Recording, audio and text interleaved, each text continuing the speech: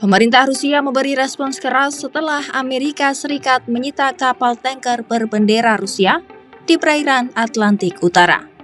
Dalam pernyataannya pada Rabu 7 Januari 2026, Kementerian Transportasi Rusia mengonfirmasi bahwa kapal tanker minyak Marinera telah ditangkap oleh militer AS.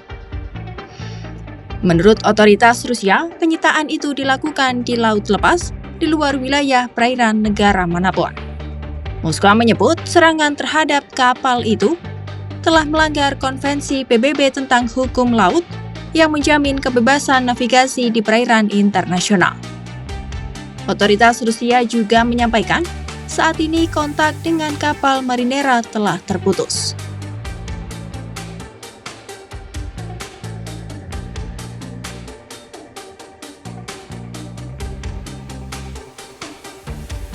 Kementerian Luar Negeri Rusia menambahkan saat ini mereka terus memantau perkembangan kasus tersebut.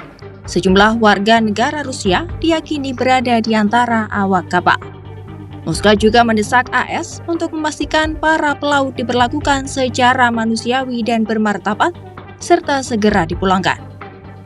Adapun kasus ini berawal sejak akhir tahun lalu, ketika kapal tersebut dilaporkan mencoba mendekati Venezuela.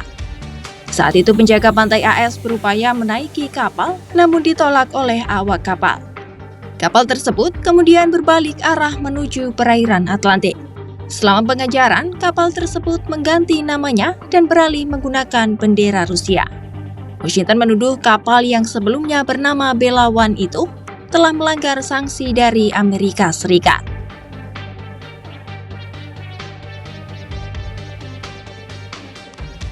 Gedung Putih pada Rabu 7 Januari 2026 menegaskan, penyitaan kapal tanker Belawan dilakukan sesuai hukum Amerika Serikat.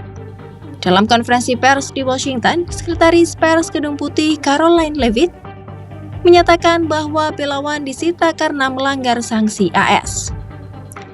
Penyitaan dilakukan di Samudra Atlantik Utara berdasarkan surat perintah pengadilan federal setelah kapal itu dilacak aparat.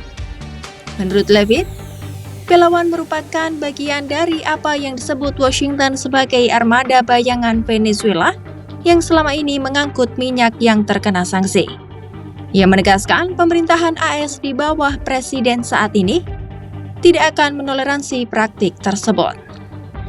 Gedung Putih juga menyebut penyitaan itu disertai perintah judisial yang berarti awak kapal kini berpotensi menghadapi proses hukum.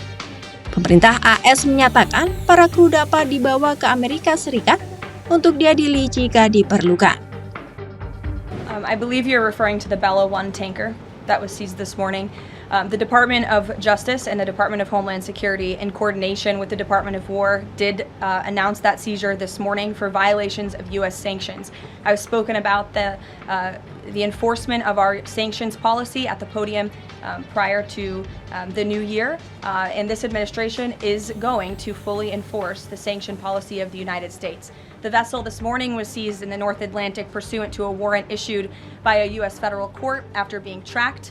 And this was a Venezuelan shadow fleet vessel that has transported sanctioned oil. And the United States of America, under this president, is not going to tolerate that. I would also just add the vessel had a judicial seizure order and the crew, so that means the crew is now subject to prosecution for any applicable violation of federal law, and they will be brought to the United States for such prosecution if necessary. Selain Belawan, otoritas AS pada hari yang sama juga mengamankan kapal tanker lain bernama Sofia di kawasan Laut Karibia.